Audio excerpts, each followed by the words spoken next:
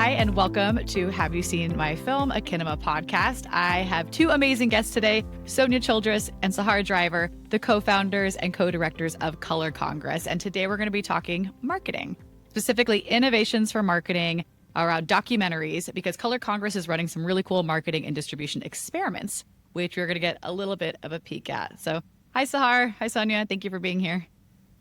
Hi. Thanks for having us. Thanks. Okay.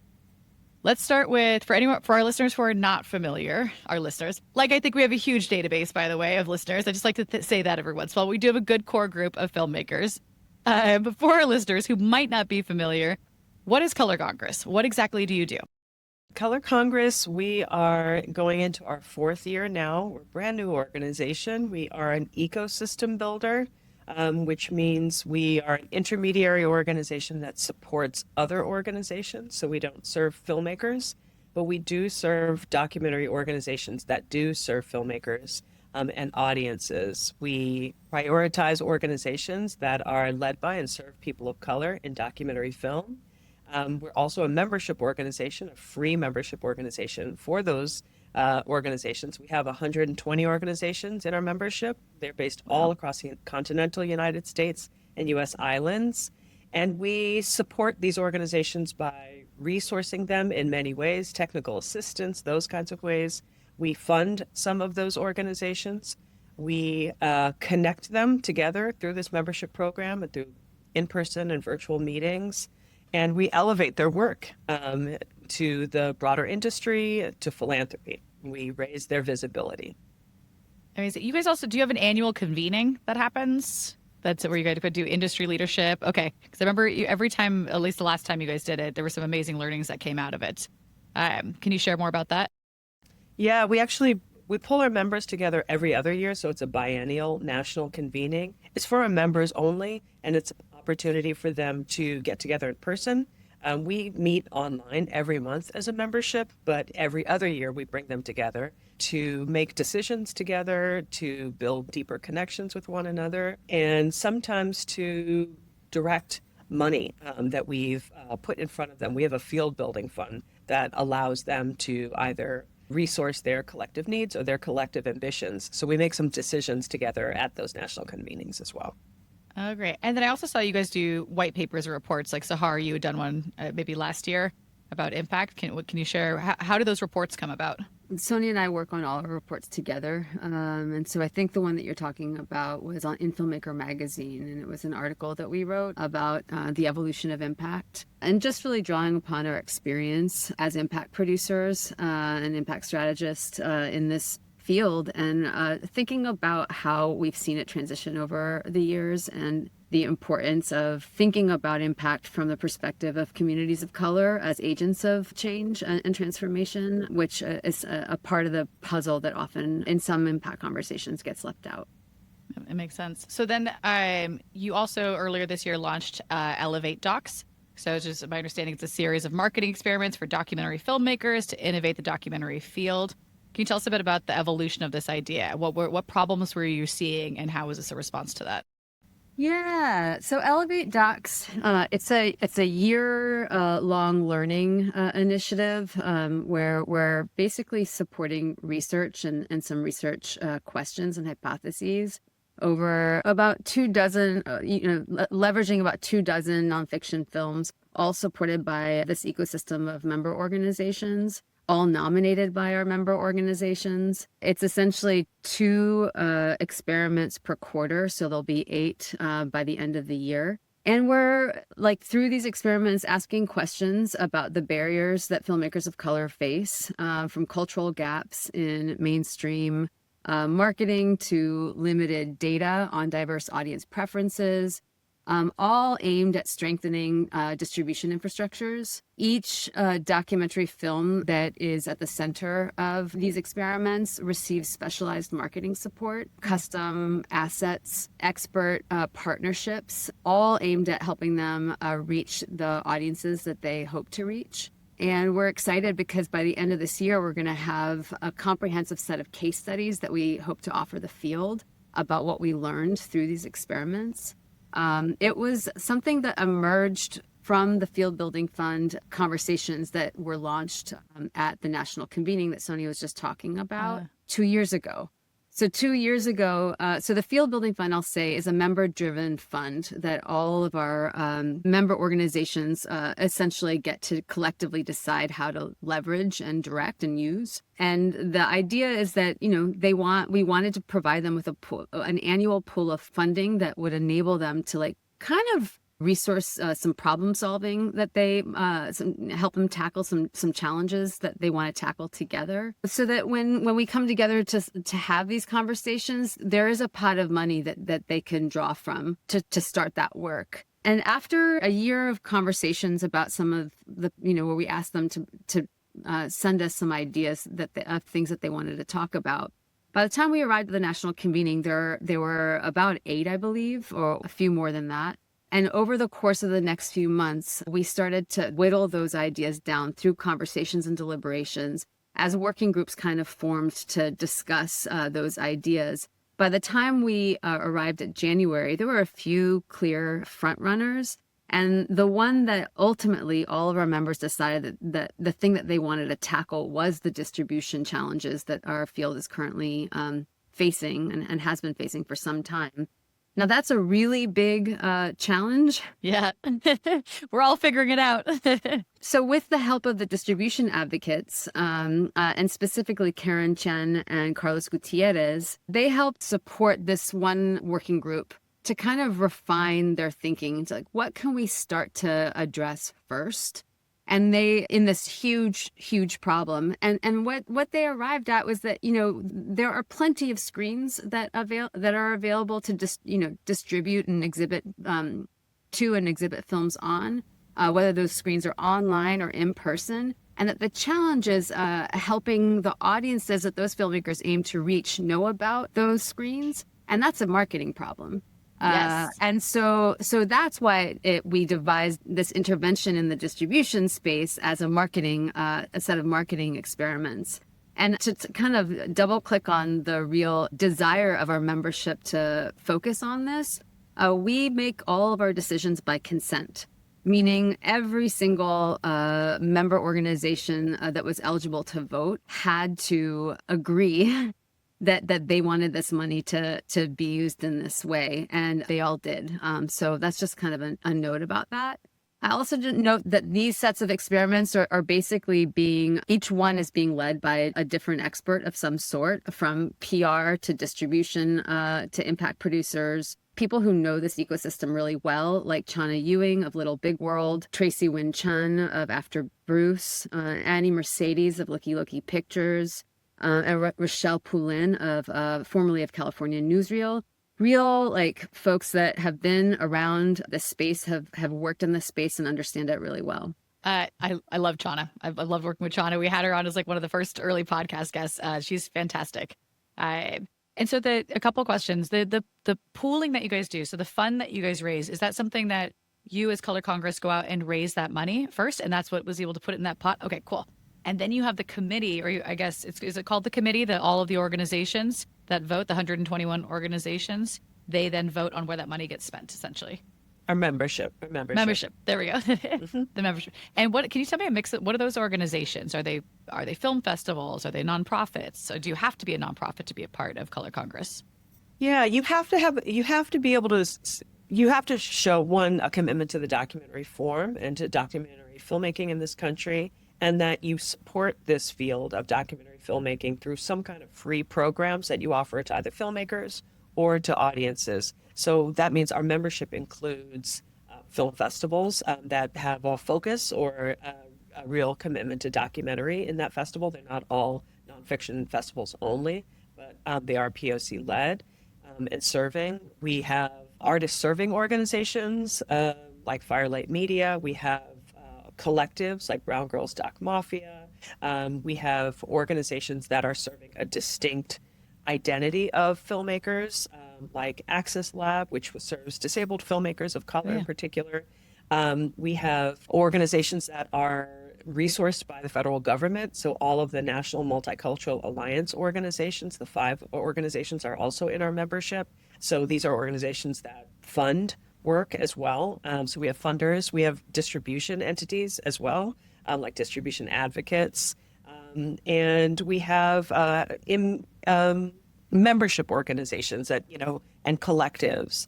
So it's a real broad range. They are all either nonprofits, some have for-profit entities, but their work with us is really focused on the free programming that they offer to filmmakers and audiences of color. That's part of the key part. It's audiences of color and also free. They offer something that doesn't have a barrier. That's right. That's right. So Amazing. we don't serve filmmakers and their production companies, even though they're obviously contributing. They're the basis of our work. We support the organizations that support those filmmakers. So then the committee that came, sorry, I keep saying committee, I don't know why. The membership voted. And so it was to go in this direction. I think like you nailed it with it. There's so many screens. Distribution isn't hard. Making money from distribution is hard. Finding your audience is hard. And it's never been more competitive out there when you're competing with TikTok as much as you're competing with Netflix. So I'm curious, like, can you talk about any of the individual experiments that you're doing? We have one on Kinema. Can you go into that one? Or is it for what's called the Resilience and Joy screening tour, I think?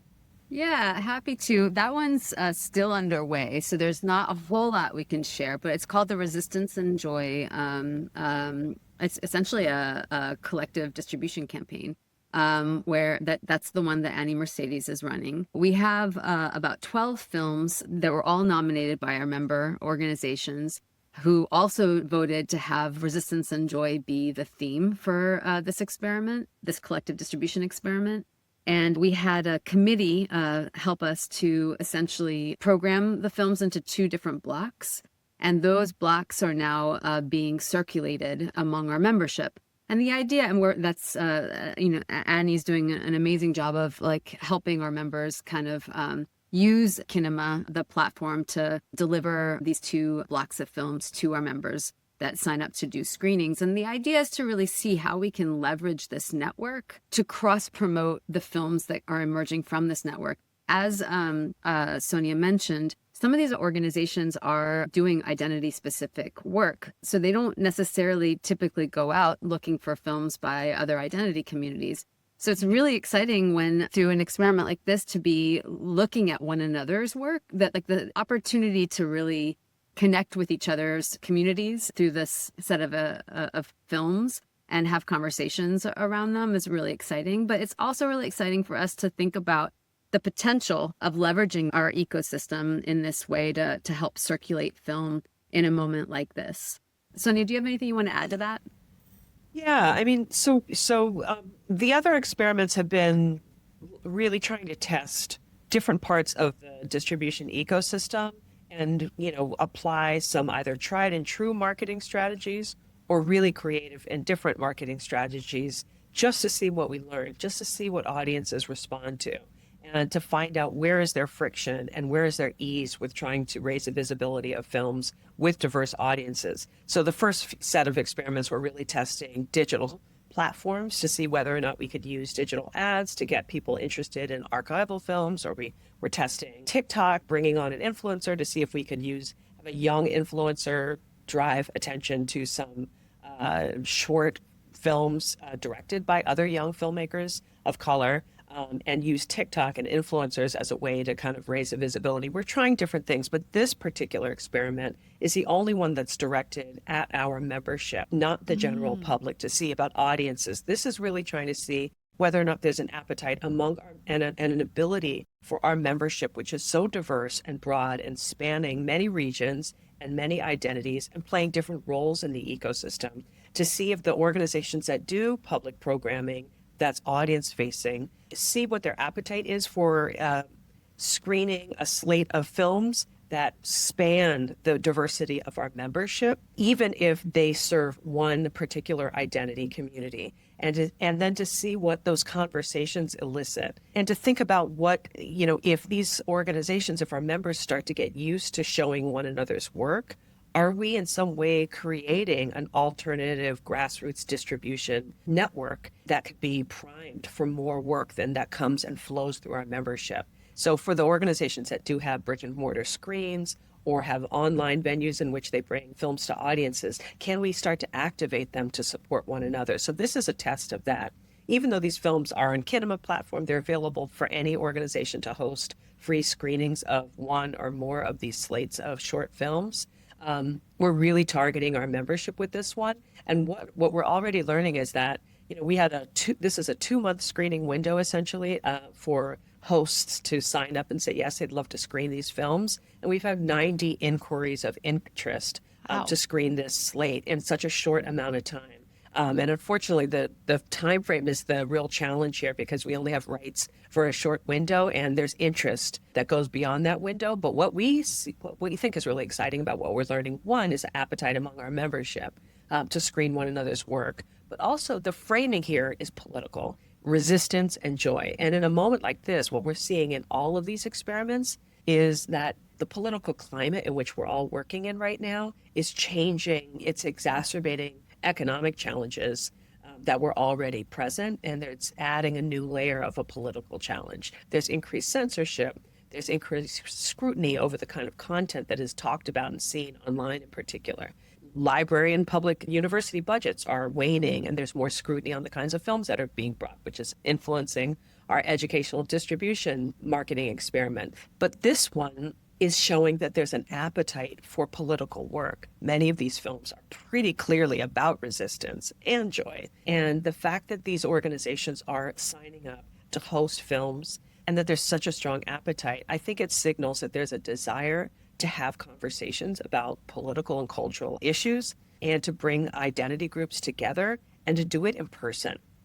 And I think that is really reflective of the political moment that we're in, and it's a good sign, I think.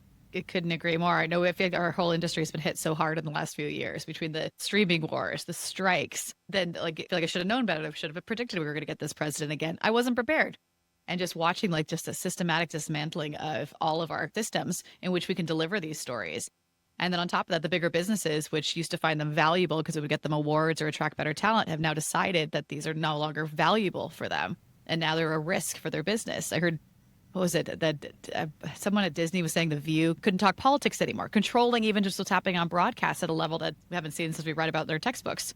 So what you guys are doing is so, so important to help figure this out on behalf of so many filmmakers. And particularly, as we know, filmmakers of color are getting hit harder than anybody else. And so thank you, first of all, for doing this. And so you kind of gave us a peek a little bit at what you're seeing. I guess, yes, you're seeing it's working. There is demand, right? You're seeing that there is interest. People want to gather in person.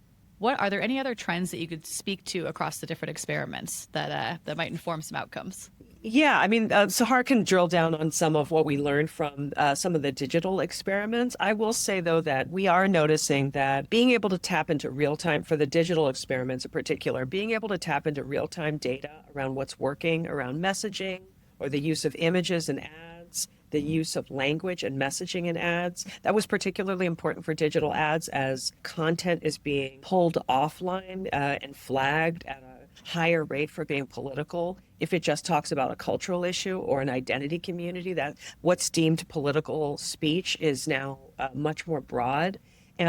Which presents a challenge, but in a marketing experiment in which it's really an experiment and we're trying to see what works, as opposed to having a fixed strategy and saying, here's the money, run the strategy, here are the assets, run the plan. In this way, we were able to both get the data, and in real time, our strategist, Chana Ewing, for this one, was able to make changes, change the language, pull a different image. How are audiences responding to these different, kind of A/B testing, and how are the sensors responding to some of this data? And that allowed that kind of room for flexibility and creativity and experimentation, I think, is allowing for better outcomes, and that's a helpful learning.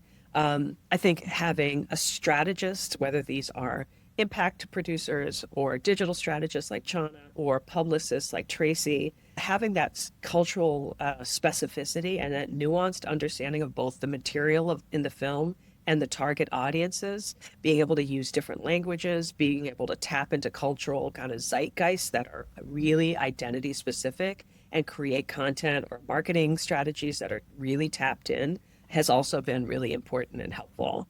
That's a lot of great trends. Thank you. I was like, hey, that's amazing. Yes. Agree. Sorry, Sahar. Yeah.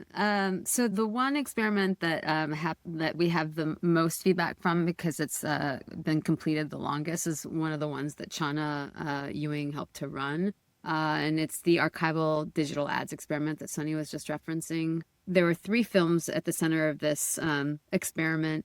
Grassroots Rising by Robert Wynn, La Lupe, Queen of Latin Soul by Ella Troiano, and Palante Siempre Palante by Iris Morales. And it was basically a campaign like designed as a single channel test, focused exclusively on paid digital ads, Meta, which is Facebook and Instagram, YouTube and YouTube search. And in practice, these like generally speaking, you wouldn't have a campaign that focuses on just one thing, digital ads. You would usually do a mixture of lots of things. But we really did try to like isolate this so that we could really say something about what paid ads were doing with respect to these older films, all over 15 years old.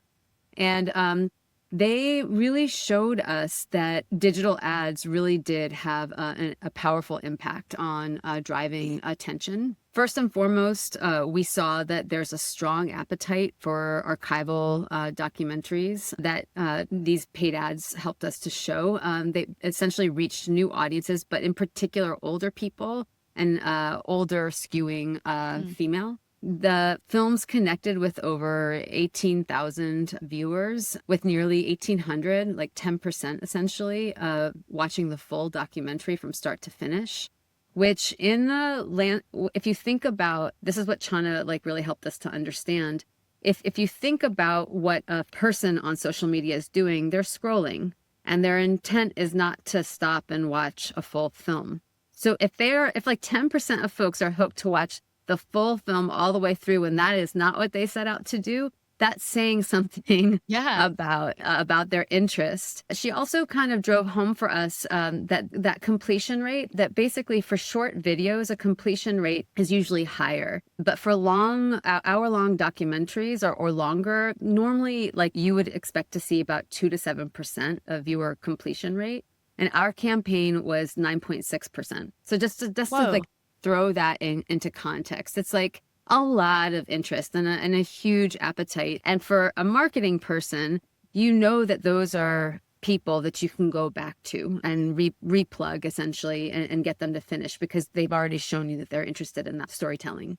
That's incredible. And also speaks to, Sonia, what you're saying about having an expert here. Like, yes, we can like run these experiments ourselves or individually filmmakers are doing this. They're running each one. Every time they release a film, it's almost like an experiment of what they're doing. But there isn't a coalescing of all the learning somewhere other than unless you get to work with an expert. So you guys getting to work with the experts who already have some of this and then releasing this for everybody. It's really a gift. What are the plans now? So how you said every quarter you're going to do 2 experiments. How long does the overall experiment go on, and when do you release the findings? Yeah, so these are running through the end of 2025. We're in the middle of 2 experiments now. One is supporting a film short film that is going to have educational distribution soon. And so we're going to be doing some marketing to professors and educators, higher ed, libraries to see if there's interest in purchasing this and really trying to model what it might look like to do your own self-distribution to the educational market in this climate. We are looking at the marketing and comms work and engagement work around a public media broadcast of a film that was not taken by commercial distributors, and that film is Union, which is leading POV's upcoming season. So we'll be looking at POV's marketing work there. And then we have 2 final experiments, one that is looking at using the hook of filmmaker retrospective to see if that alone will raise the visibility and credibility of a veteran documentary filmmaker. We've selected Bernardo Ruiz, and we'll be building a retrospective around his work and looking at that as a hook to see whether or not that drives both career validation for him and more interest in his body of work. And then we are going to be preserving a beloved archival documentary film, and seeing if we can identify an archive home for that film, and seeing if that hook of both the preservation and archiving of a beloved documentary film will both raise the visibility and career validation of the filmmaker and the visibility of the film. So those are our final experiments that will take us through the end of this year. And then the evaluation organization that we're working with, Informing Change, who's, interviewing all the strategists, interviewing people on all sides of these experiments and watching them really closely. They are going to be drafting the case studies for all 8 of these experiments and should have those published by Q1 of next year. Amazing. Also, by the way, archival footage, is that really just 15 years ago? Like, 'cause I worked at Participant Media 15 years ago. It's not that long. The word archiving is really, these archival films is a triggering word for me now because it's like a decade old. It's really hard. Yes, that's I was doing the math on that. I'm like, oh God, I didn't think it was that long ago. Now I could be archived. But anyway, so the last question for you guys. So how can we support this? Like how can filmmakers, how can the industry support Color Congress, both in what you're doing with these experiments and just separately for the organization? Well, first, I would say you can go to our website and sign up for our newsletter there. It'd be really great. That's like an easy way for folks to stay in touch with us and keep apprised of our work and to learn about, we'll be announcing the case studies there for certain. And so that's a great way for folks to kind of learn more about what comes of this set of experiments. Great. Yeah, and you can also follow us on Instagram at Color Congress. And we also have a Medium page, a blog that we usually publish work monthly. Sometimes those are reflections on the conversations we're having among the membership that are private. And so we write a blog or our members write a blog about what we're learning as a group. And sometimes those are just penned by our members around various issues. But we expect to have some writing about the Elevate Docs experiment. So subscribing to our Medium is also a good way to follow us. Okay, great. I'll grab all those links and I'll put them in the description on the video and in the podcast. So cool. Sonya, Sahar, thank you so much. I really appreciate this time. And thank you for everything you're doing to advance the industry forward. Thanks so much. Thanks Christy. for supporting, Christy. Thanks. And that's our episode.